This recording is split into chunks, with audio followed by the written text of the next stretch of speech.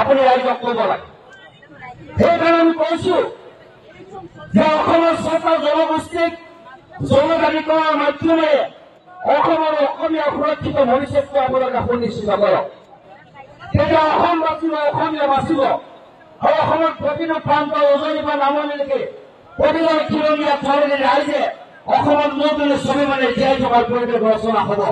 সেইকাৰণে চৰকাৰক কৈছো যে জনজাতিকৰণ আমাৰ ন্যায্য প্ৰাপ্তি আৰু জাতিক ৰক্ষা কৰাৰ কাৰণে আমোদ অস্ত্ৰ ইয়াক লৈ আপোনালোকে ৰাজনীতি নকৰিব, ইয়াক লৈ আপোনালোকে ভেঙুচানি নকৰিব।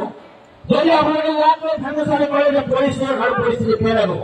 কাৰণ আমি জাতিটোক লৈ দায়বদ্ধ, কাৰণ আমি অসমক লৈ দায়বদ্ধ, আমি অসমীয়াক লৈ দায়বদ্ধ, উচ্চ নৱপ্ৰজন্মৰ প্ৰতিনিধিক লৈ দায়বদ্ধ। গতিকে এই কথা বতৰাবিলাক আছে আৰু সেইকাৰণে আমি একেলগে সমবেত হোৱাৰ পৰিৱেশটো আমি ৰচনা কৰিছো।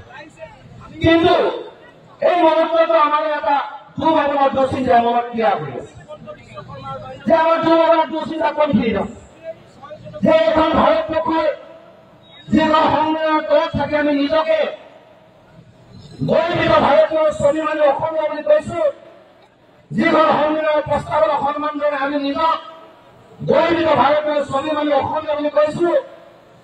গতিকে সেইখন ভাৰতৰ অংগৰাজ্য হোৱাৰ পাছতো ইয়াত বিদেশী চুৰি অহাৰ পাছতো কেন্দ্ৰীয় কিয় নকৰে, কেন্দ্ৰীয় কিয় তেখেতলোকৰ উচিত দৃষ্টিভংগী প্ৰকাশ নকৰে?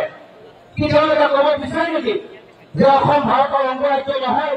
তেতিয়া মুকলি মুকলি তেখেতলোকে কথাবিলাক কৈ দিয়ক যে ভাৰতৰ অনুপ্ৰৱেশকাৰী আহিলে বাংলাদেশে অসমত ভৰি পৰিলে ভাৰতবৰ্ষৰ অখণ্ডতা স্বাধীনতাৰ সংবিধানৰ প্ৰতি ভাবুকি হয় নে নহয়? এই কথাটো ভাৰতৰ প্ৰধানমন্ত্ৰীজনে মুকলি মনে কয়। যদি তেখেতলোকে ভাবিছে যে অসম বিদেশী স্বাধীনতা হলেও আমাৰ একো গা নলৰে, তেতিয়াহ'লে আপোনালোকে অসমত বেলেগ এটা দৃষ্টিভংগীৰে চাইছে। যদি আপোনালোকে অসমত বেলেগ এটা দৃষ্টিভংগীৰে চাই আমি কথাবিলাক বেলেগে ভাবিবলৈ বাধ্য হম। কাৰণ আমি ছবি মানে জীয়াই থকা এটা জাতি, আমি আশু খাই জীয়াই থাকিব নোৱাৰো, আমি ছবি মানে জীয়াই থাকিম।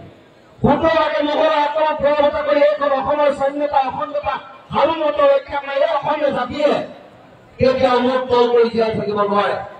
সেইকাৰণে চৰকাৰ বাহাদুৰক কৈছো যে আপোনালোকে আমাক লৈ আৰু খেল নেখেলিব, জাতিটোক লৈ আপোনালোকে লৰা ধেমালি নকৰিব। আপোনালোকে নিজৰ জাতীয় দায়িত্বটো পালন কৰক আৰু জাতীয় দায়িত্ব পালন কৰি আগবাঢ়ি যাওক। তেতিয়াহে অসমৰ অসমীয়া আপোনালোকক সদায় স্বীকাৰ কৰি দিব, স্বীকৃতি দিব। যদি তাকে নকৰে তেতিয়া পৰিৱেশ আৰু বেলেগ হ'ব, পৰিস্থিতি বেলেগ হ'ব।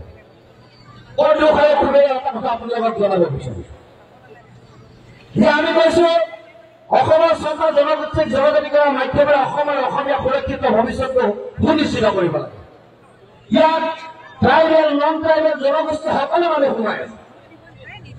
কিন্তু আজি অসমত এনেকুৱা পৰিৱেশ হৈছে যে যুঁজিব লাগে বিদেশীৰ বিৰুদ্ধে, যুঁজিব লাগে প্ৰৱৰ্তিত নাগৰিকৰ বিৰুদ্ধে, যুঁজিছো আমি নিজৰ মাজত।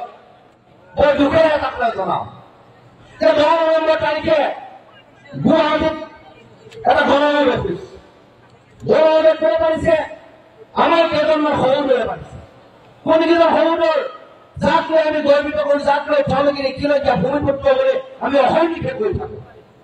আৰু সেই মানুহকেইজনে কৈছে যদি অসমৰ চৰকাৰ জনগোষ্ঠীক জনজাতিকৰণ দিয়া খবৰদাৰ চৰকাৰ, অসমৰ পৰিৱেশ বেলেগ হ'ব, পৰিস্থিতি বেলেগ হ'ব। মই সেই ব্যক্তিকেইজনক গোলাঘাটৰ এই মজিয়াৰ পৰা কৈ যাব বিচাৰিছো, অসম যদি নাবাচে, অসম যদি বিদেশী স্বৈৰবতৰ হয়, অসমীয়া ধৰ্মগিৰি খিলঞ্জীয়া ৰাইজৰ ওচৰত যদি আদৰ্শিক ক্ষমতা, অৰ্থনৈতিক ক্ষমতা, সামাজিক ক্ষমতা নাথাকে, তেতিয়াহ'লে আপোনালোকৰ তাৰ পৰা একেই বঞ্চিত হ'ব যিদৰে আমি বঞ্চিত হ'ম।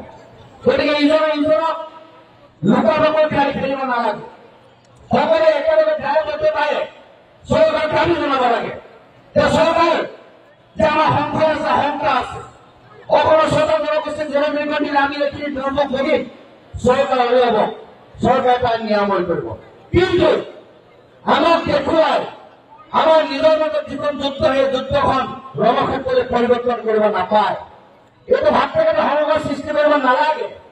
এইটো এটা গণতান্ত্ৰিক সাংবিধানিক কাৰ্য, সেই কাৰ্যৰ পৰা সকলো পক্ষ বিৰত থাকিব লাগে। আৰু চৰকাৰক কৈছো যে ৰাইজ খবৰ আছে, খবৰ আছে, ৰাইজ ওলাই আহিছে। আকৌ যদি কোনোবাই আমাক দিব নালাগে বুলি প্ৰতিবাদ কৰে, তাৰো যাতে সেনৰ জাত নহ'ব।